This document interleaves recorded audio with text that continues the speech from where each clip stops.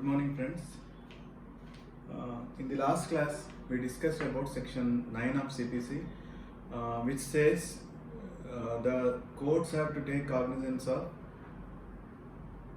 all suits of civil nature unless their cognizance is either expressly or impliedly part.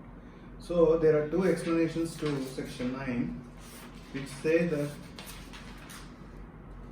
a suit in which right to property or to an office is contested is a suit of civil nature, whether the right entirely depends on the decision of court questions as to religious rites or ceremonies. So, irrespective of the fact that the right in respect of which an office or property is contested is purely depending on the religious rites or ceremonies, that doesn't make it as disqualify it as a suit of civil nature. Therefore, it also comes under the purview of suit of civil nature. And explanation 2 is an explanation to explanation 1. It says it is immaterial whether or not any fee is attached to the office mentioned in explanation 1. So, it is purely a charitable office, charitable post, or charitable property relating to a charitable thing. So, fee like Dharmakarta or an office is contested is also comes under the purview of suit of civil nature. That's what explanation 1 and 2 says. But friends, there is a difference where under section 87 of Endowments Act there is a express bar with regard to matters relating to Hindu religious or charitable institutions and endowments. Therefore, those suits cannot be filed before civil court. That is altogether a different issue. So this is all about section 9. Section 10 and 11 we will discuss in a separate class, and section 12 has to be read at the end of CPC because there are some provisions relating to section 12. Now we will discuss from section 13 onwards in this session. So section 13 speaks about foreign judgment and the validity of the judgment, whether the courts in India can rely on the judgment or decree produced by a foreign court. Normally in matrimonial matters they produce the decree granted by the foreign court dissolving the marriage of spouses. Whether the courts in India can rely on those judgments is the question. And section 13 says foreign judgment shall be conclusive. The general rule is foreign judgment shall be conclusive except under several circumstances mentioned in section 13. One is when it is not pronounced by a competent court. If the foreign judgment is pronounced by the court which is not having jurisdiction to try that dispute, and if it is not given on merits. So merits have not been decided. For example, it is an ex parte decree. Merits, the foreign court didn't go through the merits of the case, then it is not conclusive. Incorrect view of international law or not recognizing Indian law.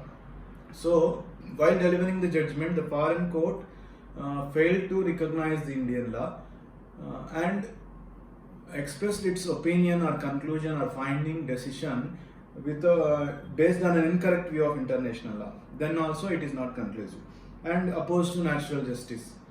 Husband files a divorce application before a foreign court against his wife.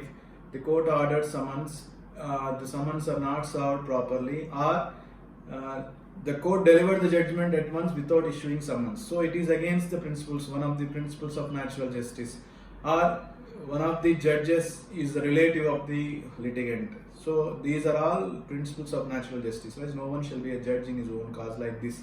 So when it is opposed to natural justice, then also the foreign judgment is not conclusive. Where it has been obtained by fraud. As you all know, fraud vitiates every solemn act.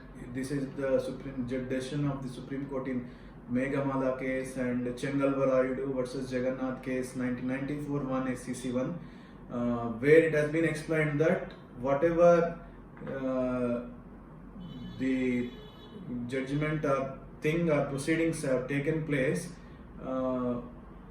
But if there is any single element of fraud is there, if it is tainted with fraud, then the entire thing goes. So fraud vitiates every solemn act, and fraud knows no limitation also. Therefore, if a foreign judgment has been obtained by fraud, then also it is not conclusive. And the last one is claim founded on a breach of any law in force in India. So there are certain grounds mentioned in section 13 of Hindu Marriage Act, or some laws are there in India which are in force. If though the judgment breaches any law in force in India, then also it is not conclusive. Therefore, friends, section 13 says foreign judgment is shall be conclusive, but if it is tainted with any of the conditions mentioned section 13A to E, A to F, 6 circumstances I mentioned earlier, then it is not conclusive. Therefore, the other party is having a chance to rebut the presumption that it is a conclusive one. Therefore, if other party establishes that the judgment falls under any one of the conditions mentioned in A to F of section 13, then it is not conclusive. Otherwise, section 14, that there is a presumption, the court shall presume upon the production of any document purporting to a certified copy of foreign judgment, and that means that the presumption is the judgment was pronounced by a court of competent jurisdiction. Therefore, the other party is having right to rebut the presumption by saying that the court which passed the foreign judgment has no jurisdiction. That's what section 14 says. So this is all about section 13 and 14. Now friends, CPC stages starts from here. A civil proceeding is said to be commenced by way of filing plaint. So what you require is, whenever you want to draft a case, whenever a client comes to you, approaches you, explaining his problem, then what you have to look, whether there is any right to him based on the facts mentioned by him. You have to make out a case. This is called making out a case. Whether you can make out a case against the defendant, whether he is vested with any right. Then if he is having a right, then what is the nature of the suit? You have to file which suit? Suit for injunction, suit for recovery of possession, or suit for declaration, or suit for partition. So you have to think in these terms. Once you made up your mind with regard to the nature of the suit that you are going to file, then the first thing is you have to draft a plaint. Basically, during the client interaction, which is very important for a civil lawyer, you have to take the details minutely because they are useful for drafting your plaint, and your client may not be in a position to tell you everything. He explains his story he explains his grievance, his worry, his problem, but you have to see the problem in the perspective of legal law. That means you have to fit the problem in the legal framework. You have to make out the case. Therefore, you have to probe the questions which are needed for you to draft the plaint. Then, after taking notes, you have to probe in like anything. You have to ask many things relating to the case because many times clients may not tell the truth, or they may not forget, not intentionally, but they may fail to give details minutely. But you have to ask them meticulously, because once you file the plaint, once the case reaches at the stage of arguments or the evidence of defendant, and if he files written statement, and if you find the mistake, again you need to file an amendment application, amendment of your pleadings. Therefore, to avoid all those future complications, it is better to sit with your client for some time, talk to him, and do some exercise, draft the plaint once or twice, check it, then file the case. So first thing is you need to draft the plaint, because every civil suit commences with filing of presentation of plaint. Like FIR is to the criminal case, plaint is to the civil case. So whenever you want to draft a plaint, if you can see the pro forma of plaint, you would find what you would find in the first line. The first line, the top of the page, first page, top of the page, you would find in the court of. So you are mentioning the name of the court in which you are filing. Therefore, you should know where to file the case of your client. So where to file the case, that means place of suing. So section 15 to 20 speaks about place of suing and which court is competent to try the suits between the parties, or which court is competent to register the suits relating to immovable property and movable property. So section 15 is a general provision. It says every suit shall be instituted in the court of the lowest grade competent to try it. So if you want to file a case, you should see towards junior civil judge court only. First of all, you should file the case before the junior civil judge court, within the limits of which court the property is situated. I'll explain you in the next foregoing sections. So junior civil judge court is the lowest grade competent to try it. Once the subject matter crosses the limit of 20 lakhs, then you should file before the concerned senior civil judge court. If it crosses 50 lakhs, then you have to file before the district court. So now section 15 says every suit shall be instituted in the court of the lowest grade competent to try. These provisions are very important, all these provisions. This is a general provision. Then section 16 speaks about cases relating to immovable property or wrong done to immovable property.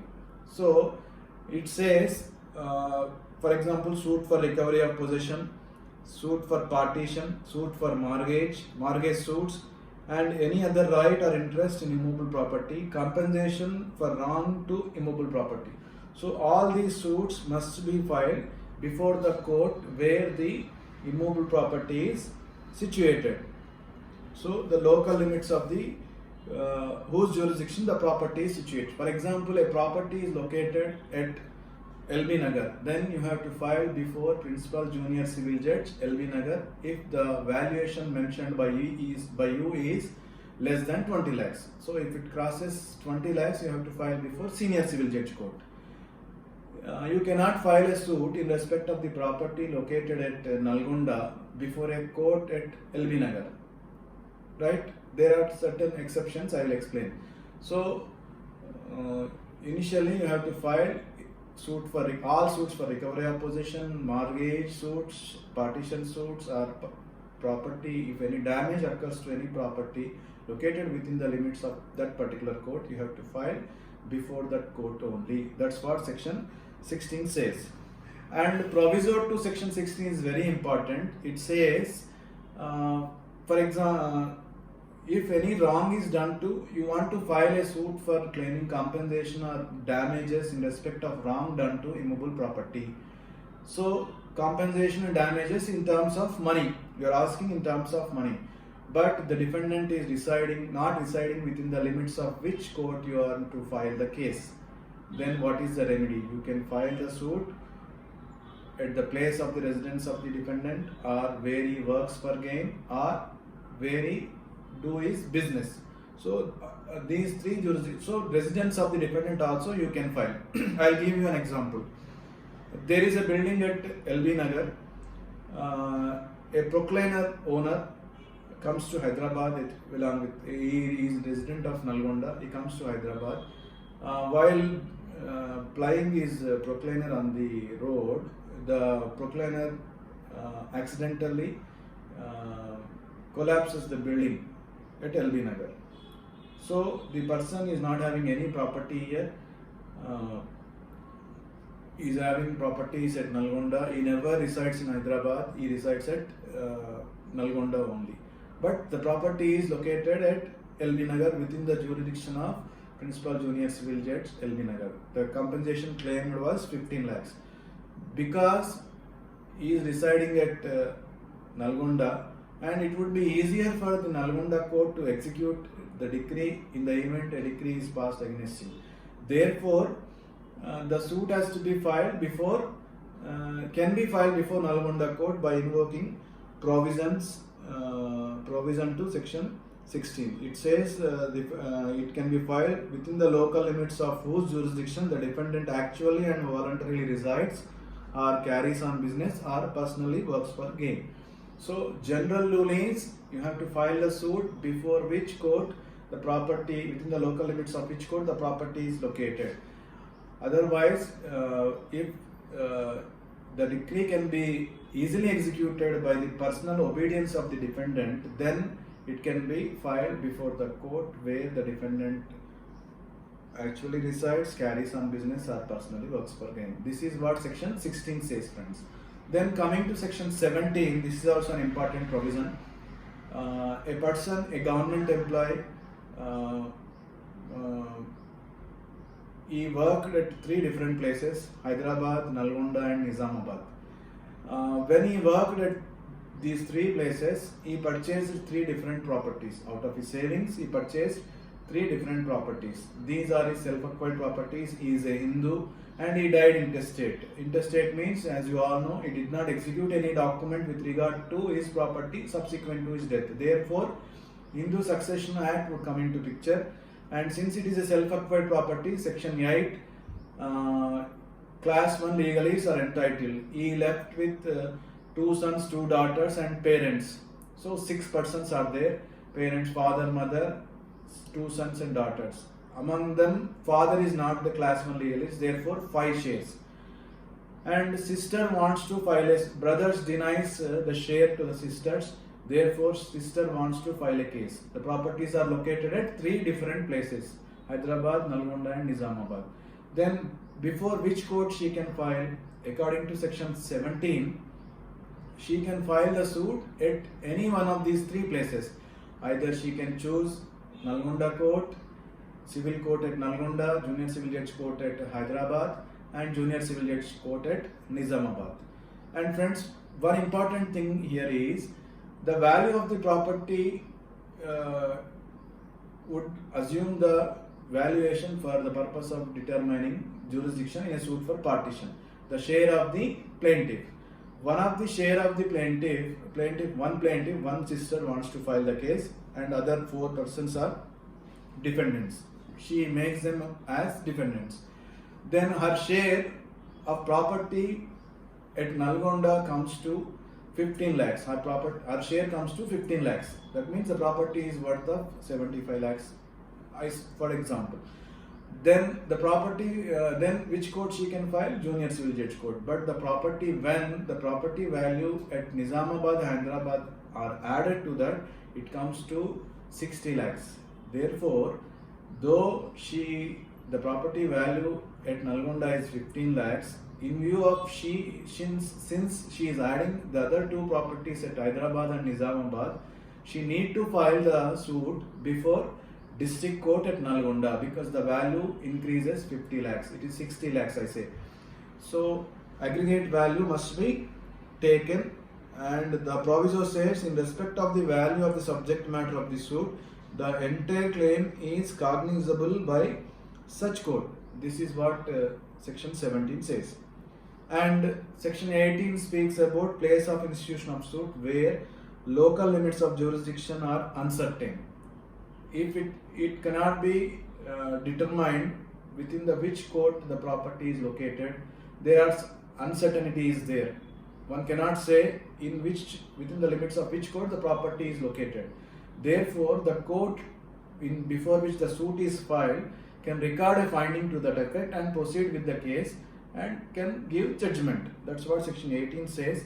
With regard to objection as to the jurisdiction under section 18, it has to be taken at the earliest possible opportunity, that is at or before settlement of the issues. And otherwise, it cannot be taken by the appellate court or revisional court unless there is a failure of justice. That means if there occurs failure of justice, then the court of appeal or revision also can entertain the objection with regard to jurisdiction under section 18. And 18 speaks about uncertainty with regard to the location, local limits of the courts. Therefore, if there is a notion that 2 or 3 courts are having jurisdiction, there is no clarity with regard to the certainty, then any one of those courts can try the suit, but it has to record the reasons, it has to record that there is a uncertainty. That's what section 18 says. Then 19 is with regard to compensation, suit for compensation for wrongs to persons or movables.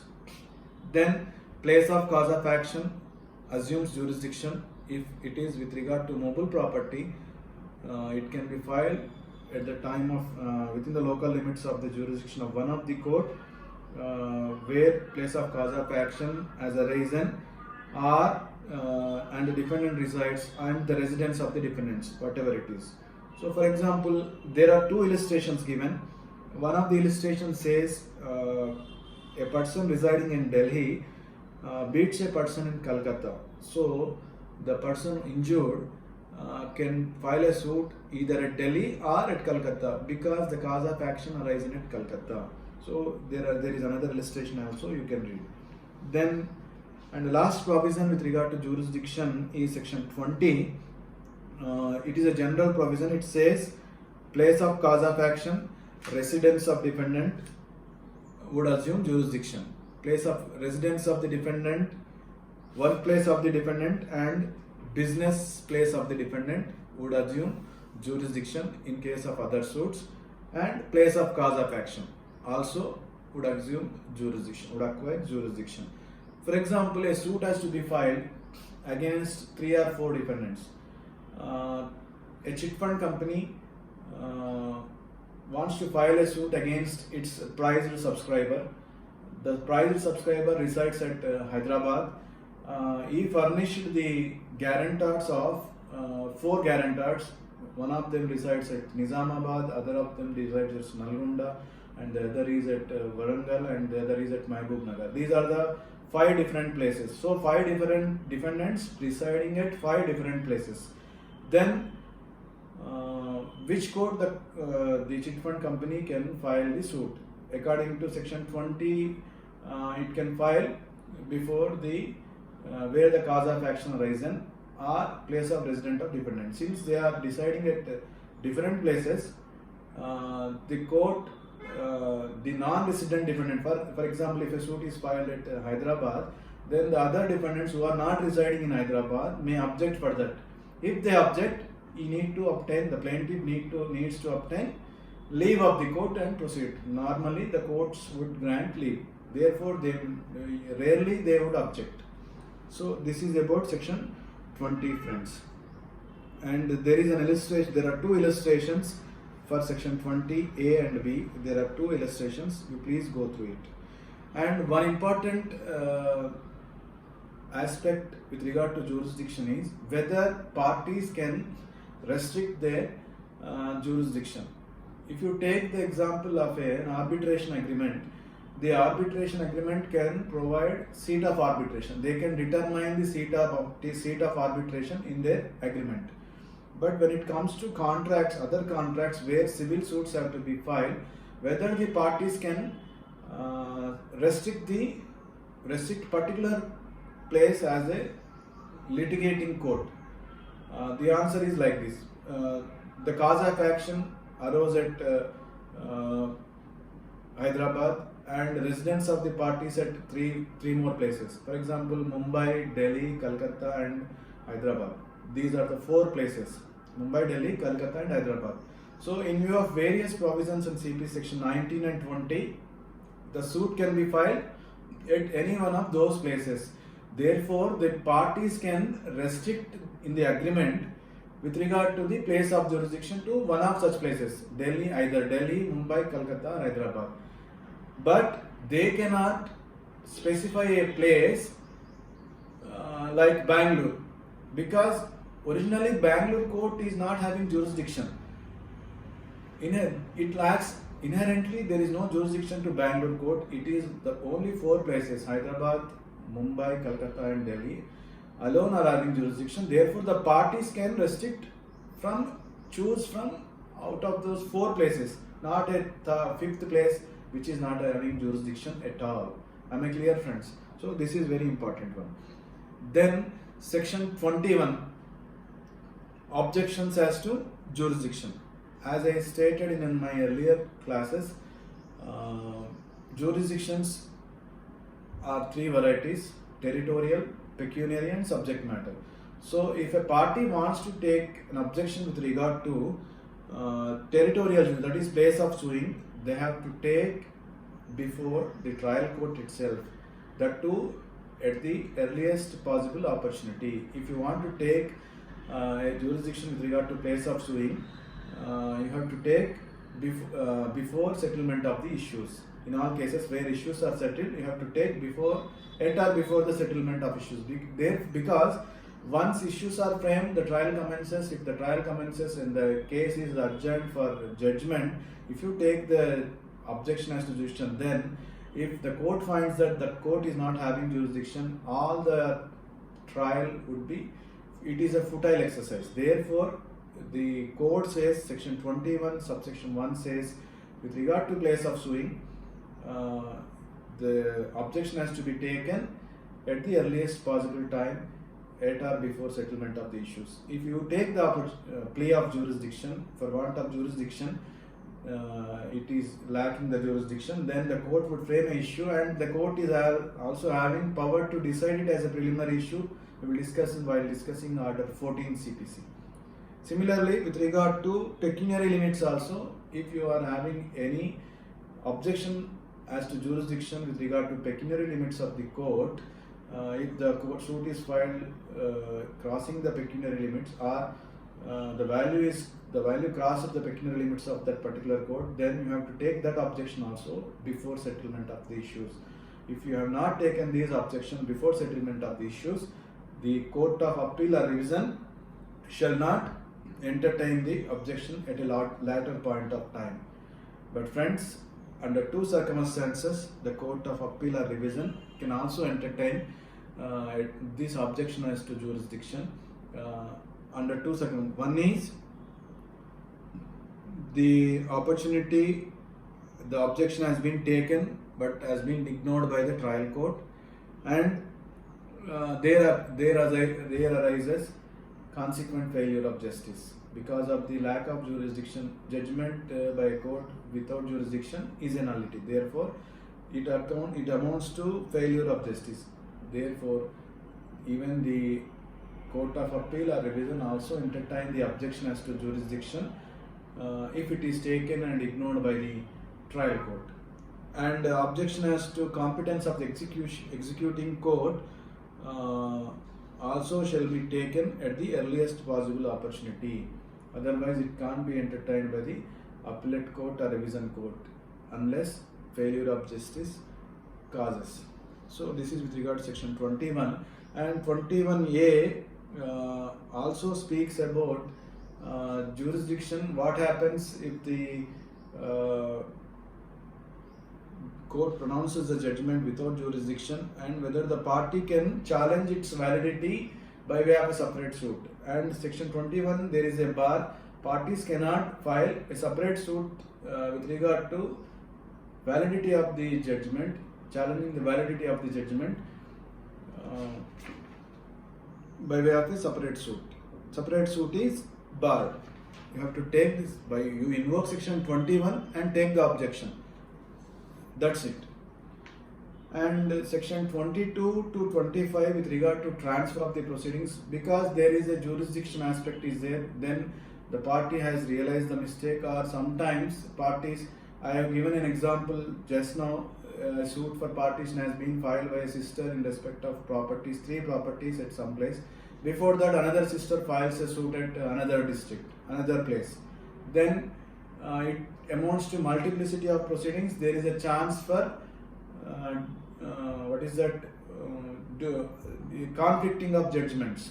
Therefore, if it is ideal and it is better, it is always better to try one litigation and one dispute with regard to all of them at one place. Therefore, if 2 suits are filed, or for any other reason a suit instituted at one place needs to be transferred to another court, The court is having power, and the party can apply to the court to transfer the suits from one court to another court.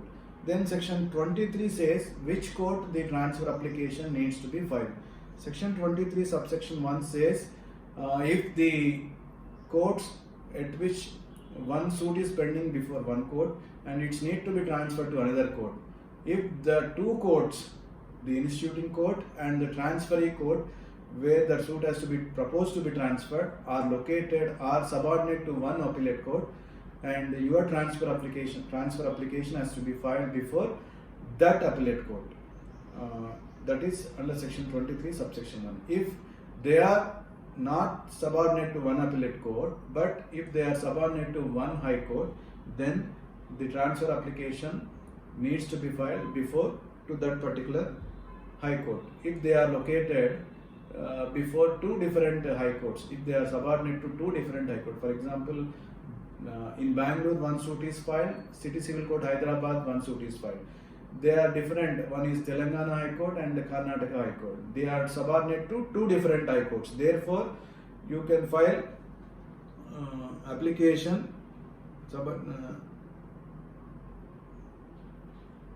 subsection 2 says if they are different appellate courts, two district courts, for example, Nizamabad District Court and Nalgonda District Court, two suits are pending, but their common high court is Telangana High Court. Therefore, if you want to transfer the suit from Nizamabad to Nalgonda or Nalgonda to Nizamabad, you need to file an application to Telangana High Court under section 23 subsection 2.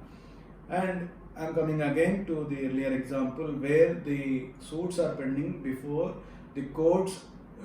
They are subordinate to two different high court, Bangalore Karnataka High Court and Telangana High Court. Then you want to bring the suit of Bangalore High Court to Bangalore Civil Court to Hyderabad Civil Court. Therefore, you need to file the application to Hyderabad Civil Court only. If you want to take it, the Hyderabad Civil Court suit to Bangalore Civil Court, then you need to file the application to Karnataka High Court. So that's what section 23 subsection 3 says. And apart from that, section 24 gives High Court and District Court concurrent power to transfer the proceedings under its jurisdiction. The High Court is having power, general power of transfer, withdraw any suit or proceeding, try it or transfer to another court, give a direction to try the case. Whenever suits are transferred under section 24, they will be commenced. They will start again from the point at which they are stopped. So that's what section 24 say. Then a suit is transferred from small cause court and to a regular court and tried at the regular court. Then the regular court, for the purpose of that suit, shall be deemed as small cause courts. That's what section 24 subsection 4 says. So these are the important proceedings with regard to section 24, and 25 speaks about power of the Supreme Court to transfer suits. It is with regard to Supreme Court's power to transfer the suits from one court to another court in the country, and if any frivolous application is filed, the Supreme Court also can award costs, again not exceeding 2,000 rupees against the person who filed the application frivolously, vexatiously. So this is with regard to jurisdiction and transfer of proceedings, friends. This is important. Then section 26, institution of suit. Whenever you file plaint, the suit is said to be instituted. You will file the plaint before you will arrange, you draft the plaint according to order 6 and 7 pleadings, and also rules relating to filing of plaints, order 7. Then you have to follow some of the rules of civil rules of practice also of that particular state. Then they will file in the section. The section would allot a number. It is called SR number. Then sometimes the office may take objection with regard to court fee or any other facts, lack of signature, process or whatever it is. You have to comply all those objections if they are validly taken, then the matter will be placed before the presiding officer. The presiding officer would number the suit. Then he says number the suit if it is otherwise in order. Then the section would allot a number of that particular year. From that day onwards, you can check your suit proceedings through e-courts website, case status information. Then so section 26 says every suit shall be instituted by the presentation of a plaint or in such other manner as may be prescribed. So it can be said to be instituted on the day when it is presented to the court. In every plaint, fact shall be proved by an affidavit. After 2002 amendment, which is effectual from 1/7/2002, your plaint needs to be verified by way of an affidavit. You have to file an affidavit along with your plaint. And order 4 is also speaks about initiation of suits, and it speaks about filing of plaint in duplicate. So your plaint shall be in duplicate and it shall be presented to the concerned officer, and your plaint shall be in conformity with the order 6 and 7. That's what every plaint shall comply with the rules contained in order 6 and 7.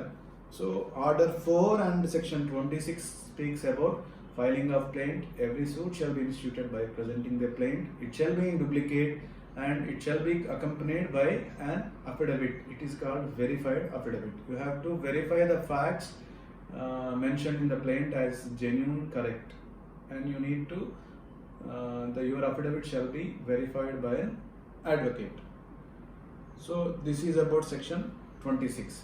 And after the first line of the plaint, it will be numbered as OS number so and so. Then between, then comes the parties to the suit. Who may be the parties to the suit? Plaintiffs, defendant. How to array them as parties to the suit? So friends, order 1 speaks about parties,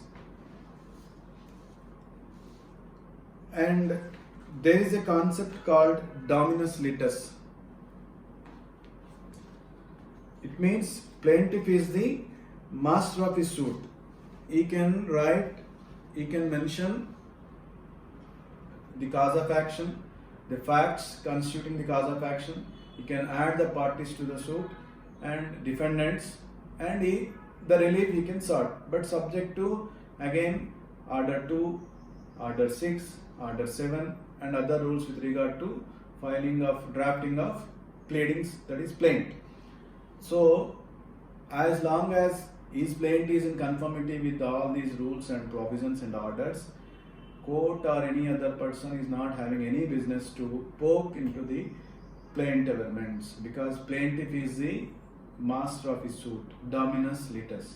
And order 1 speaks about whom to add as plaintiff, whom to add as defendants, whether defendants need to be interested in all the reliefs claimed, and what happens if particular person is not joined as a party, who are the necessary parties, and what is the remedy if a person is wrongly joined or not joined as a party. Is there any remedy to the party? These things will be taken care of by order 1 CPC. And friends, order 1 rule 1 speaks about all persons may be joined in one suit as plaintiff. If there are 3 or 4 persons who are having common interest, if a right is right to relief in respect of or arising out of the same act or transaction, series of acts or transactions, he is alleged to exist in such persons. He is alleged to exist in such persons. All of them shall be joined as plaintiff. Shall be joined as plaintiffs. For example, they are not joined. The test is like this: if they are not joined, if they file a suit differently, if all of them files a suit differently, the common question of law and fact would arise.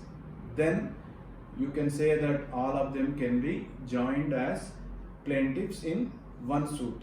Earlier I have given an example. 2 daughters are there.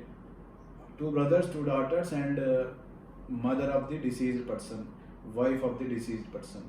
Then all of them are interested to get a share in the property of the deceased, and 3 or 4 of them sailing together. Instead of filing 4 or 3 different suits, they can file one partition suit, one single partition suit. It is again to avoid multiplicity of proceedings. This is order 1, rule 1.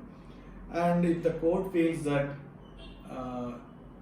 adding of persons may embarrass or delay the proceedings, then the court can order for separate trial. For example, 2 persons file 2 suits against recovery of money, whatever it is, damages, compensation.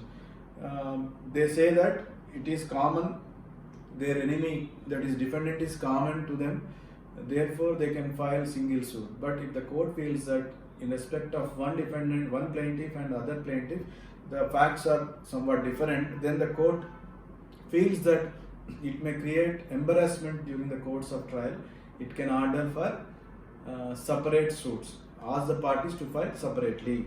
Then who may be joined as different? It is against to, it is reverse to rule 1. Rule 1 says right exists in such persons. Then rule 3 says right exists against such persons. For example, if one of them claiming right against 3 or 4 defendants, 3 or 4 persons committed breach of contract or caused injury to the plaintiff, all of them are liable. Then if 3 suits are filed, one common question of fact and law would arise, that is whether they are liable to pay compensation to the plaintiff. Instead of filing 3 different suits, he can add all 3 of them as defendants in one suit. He can proceed against them. Again, rule 3A says if the court feels that adding of these defendants would cause any embarrassment or embarrass or delay the trial of the suit, then the court can order the plaintiff, no, you can file 2 or 3 separate suits. You cannot add them as one suit, defendants as in one suit. And the court can say that, and court can direct the plaintiff to file 3 different suits. That is a power given to the court. Then court may give judgment against one or more parties. The court can give judgment against one or more of joint defendants or joint plaintiffs. It is power of ultimately, if right exists in any person, if the right has been violated, if he is entitled for the relief, the court would grant the relief. Otherwise, the court would grant the relief to one of them only. Similarly, the court would grant the relief only against some of the defendants, or the court can grant against all of them. That's what rule 4 says. And another important rule is rule 5. Rule 5 speaks about defendant need not be interested in all the reliefs claimed. Whenever we file a suit, the office of the court will take an objection. I have given you an example of a partition suit where a person dies by leaving his parents, widow, 2 sons and 2 daughters. Altogether there are 7 members. Out of that, father is not the class 1 legal heir. Rest of 5 of them. Altogether 6. Wife is also there. I am giving another example. Therefore, wife of the deceased is 2 sons, 2 daughters, and mother are alone entitled under section 8 of Hindu Succession Act as class 1 legal heirs. Father is not the legal heir. He comes under class 2 legal heirs. The sister files a suit against brothers, and she includes the grandfather, father of the deceased person, also parties to the suit as defendant.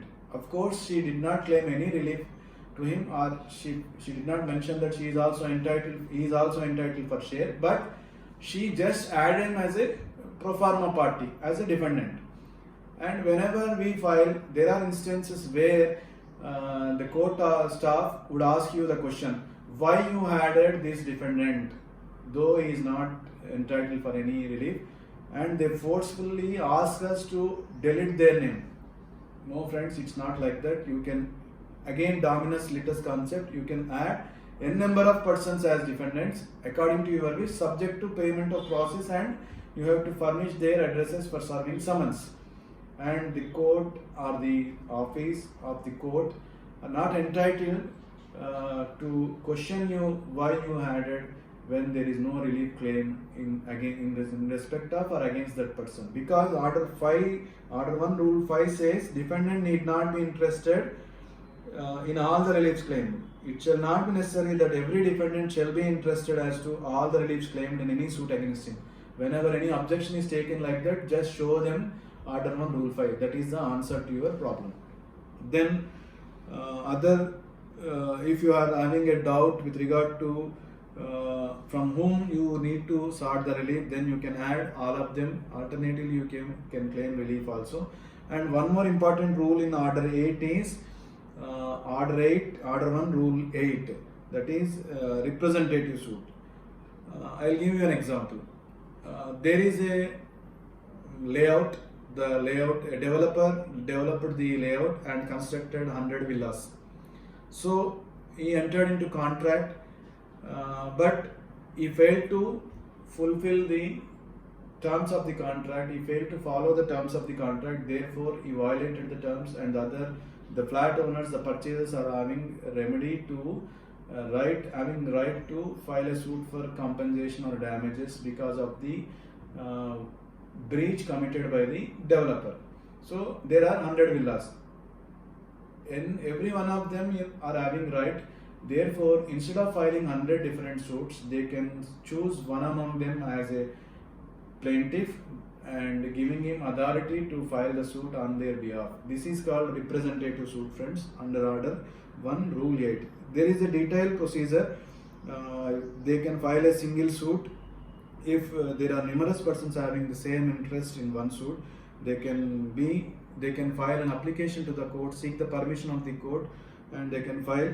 The court can grant permission, and the court can serve the notice on the persons who are interested. The court can serve the notice on them personally or by way of a newspaper general publication, and the court can take cognizance of the case filed by one person representing all of them. And one important thing the court has to take care is, whenever the representative suit is filed, if a person wants to abandon certain portion of claim or withdraw the suit under order 23, or wants to compromise with the defendant, then the court must issue notice at the expense of the plaintiff to all the persons interested. It is a common logic, because to avoid the chance of collusion, the court can order notice to all the persons interested before anything is undertaken, like compromise, abandonment of claim, or withdrawing the suit by one person.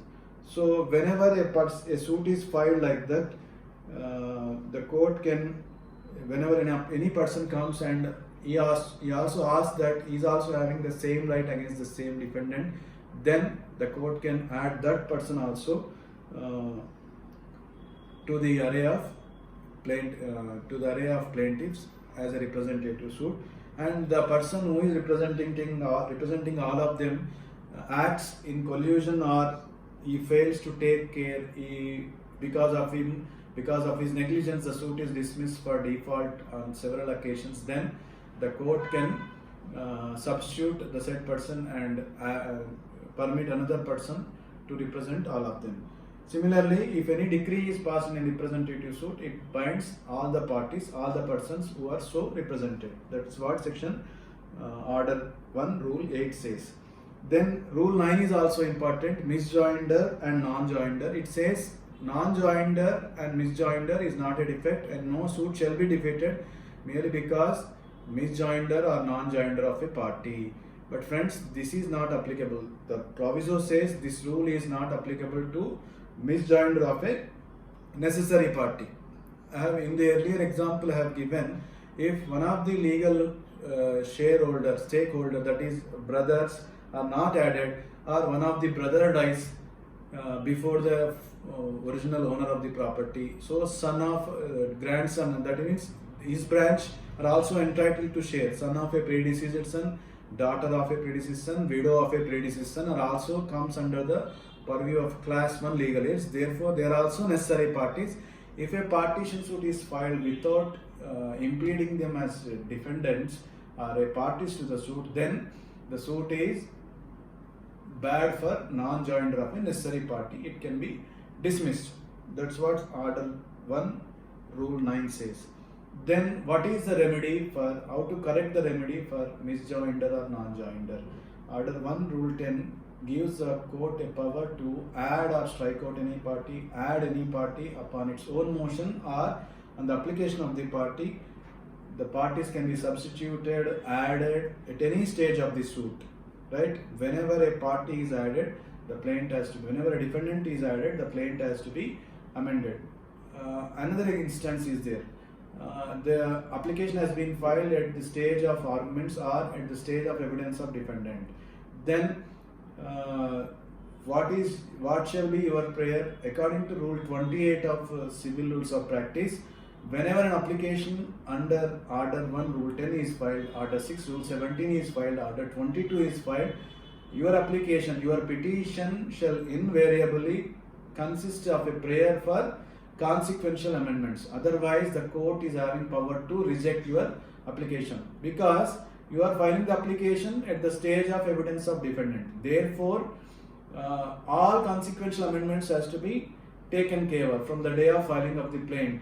Therefore, the newly added party is deemed to be on record from the day of filing of the plaint. Rule 28 is a mandatory provision, friends. Then there is a judgment of Supreme Court 2017. It says in the case of Pankaj Bhai, Ramesh Bhai versus Jeta Bhai, Kala Bhai, Jalwadia. In this case, Supreme Court says the object of Order 1 Rule 10 is to avoid multiplicity of proceedings. If one of the necessary party is not joined as a suit, again he would file a suit. It amounts to multiplicity of proceedings. Therefore, to avoid multiplicity of proceedings, parties can be added. And in that case, it is mainly based on Order 22. When a party fails to invoke Order 22 application to bring the LRs on record, the LRs can be brought on record under Order 1 Rule 10 also. And in that, the Supreme Court, the ratio is to avoid multiplicity of proceedings, one suit, one litigation, one suit. Therefore, parties can be added. The court is having such wide power to implead any party. And Order 1 Rule 10 Sub-Rule 5 is also important. Sub-Rule 4 says when defendant is added, plaint to be amended. Plaint has to be amended whenever a new defendant is added, and summons have to be sent to the newly added defendant. And similarly, Sub-Rule 5 of Order 1 Rule 10 says the date on which he is deemed to be a party. According to Rule 5 of Order 1 Rule 10, the party is deemed to be added, deemed to have been begun only on the date of service of summons on him. That is what Order Sub-Rule 5 says. In a suit for specific performance, plaintiff filed a suit for specific performance against a sole defendant. In fact, some other person also to be added, because he is also having right in respect of the property, and he can also convey the property to the plaintiff in the event of passing decree. Therefore, the plaintiff realizes his mistake and he wants to add the other person also defendant, because he needs to get the property from him also. He needs to get the sale deed from him also. Then the time has been elapsed. 5 years have been elapsed. Now, by virtue of this provision, it says the defendant is deemed to be added, and the proceedings have begun only on the service of summons on him.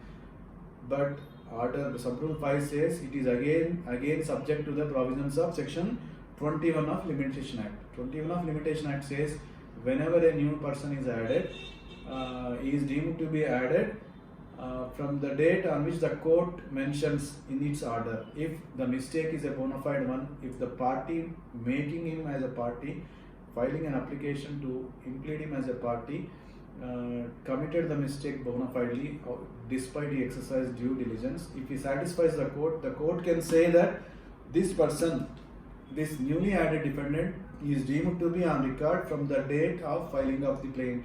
The court can say, the court is having power under Section 21 of Limitation Act. and the court may also say that he is to be added from the date of order. So by keeping in view of the provisions of limitation. So this is all about Order 1 Rule 10, friends. Then Rule 12, Order 1 Rule 12 empowers parties to be represented by any one of them. All of them need not be present. They can file an application to the court stating that one of them would like to participate in the proceedings, and they need to file an authority to that effect.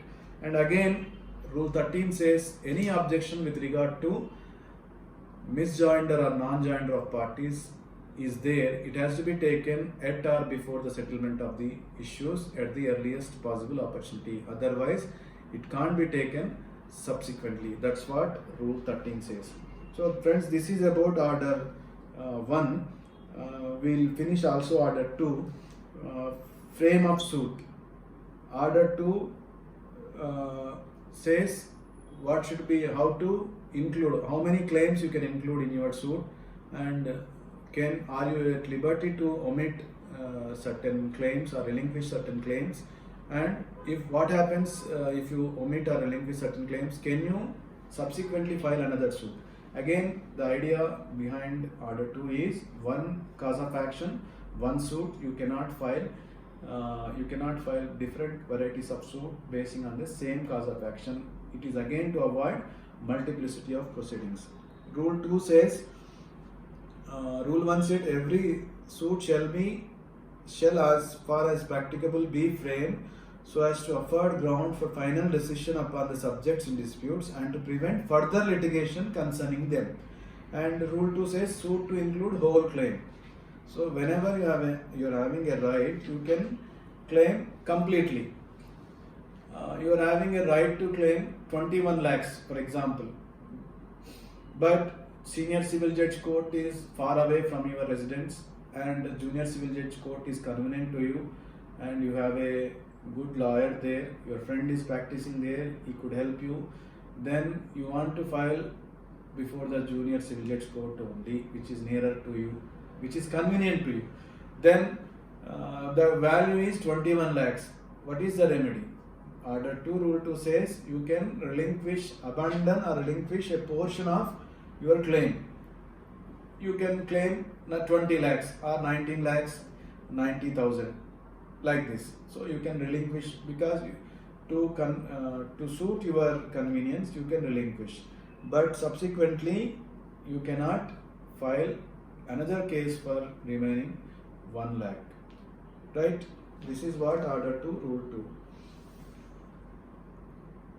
The illustration is given in Order 2 Rule 2. It is also very important. A person is having right to recover rent of 3 years against the defendant. He files only for 1 year rent. Subsequently, he is barred from filing suit for remaining 2 years rent. And you can join causes of action if you are having a person entered into 2 agreements with you, and in respect of property, he committed a violation of terms of the agreement, 2 agreements. Then you can file 1 suit. You can join you can file 1 suit by joining 2 agreements. And Rule 4 says what are the suits can be joined with the permission of the court: claim for mean profits along with the suit for recovery of possession and damages for breach of contract, and claims in relief which based on the same cause of action can be joined as a single cause of action. It is again to avoid multiplicity of proceedings. And at the same time, the court is also having power to order for separate trials. No, this particular cause of action is different one. Both are different set of facts are there. Therefore, you file a separate suit for this. You cannot join the cause of action. So the court is always having a power to check the unscrupulous litigants who tries to get the benefit of adding cause of action and file the suits according to the to suit their court of their choice. Then again, objection as to misjoinder or non-joinder of causes of action under Rule 7, Order 2 Rule 7 can be taken, and that has to be taken before settlement of the issues at the earliest possible opportunity, and subsequently the appellate court or court of revision cannot entertain it. Then order 3 speaks about recognized agents and pleaders who can appear on behalf of the parties. It is advocates who can appear, they can file wakalat. It speaks about the procedure of filing wakalat and how long the wakalat subsists, and all those things are mentioned in order 3, recognized agents and pleaders. If you want to file a suit by representing the agent, you can file by executing a power of attorney, special power of attorney or general power of attorney, empowering your agent by virtue of contract, Indian law of agency, and you can ask the person to sign the plaint, enter into compromises, compound the cases and everything. You can empower him. But friends, whenever a person wants to lead evidence, the party who is having personal knowledge alone can give evidence. The power of attorney holder is, as a matter of right, cannot claim to give evidence on behalf of the party. Whenever you want to file a case, you have to depose before the court. Power of attorney is only for filing the case and for prosecuting the proceedings. There is a judgment of Supreme Court in Mankaur case. In that para 12 is important. Supreme Court given certain guidelines in respect of family matters, or where persons are residing abroad, they can be represented by their family members, and in some cases where they are having personal knowledge, they can also give evidence. Those are the guidelines mentioned. Mankaur case. So this is about order 3 and 4, friends. And in the next class, we will discuss from order 5 onwards, order 5 to 10. Thank you.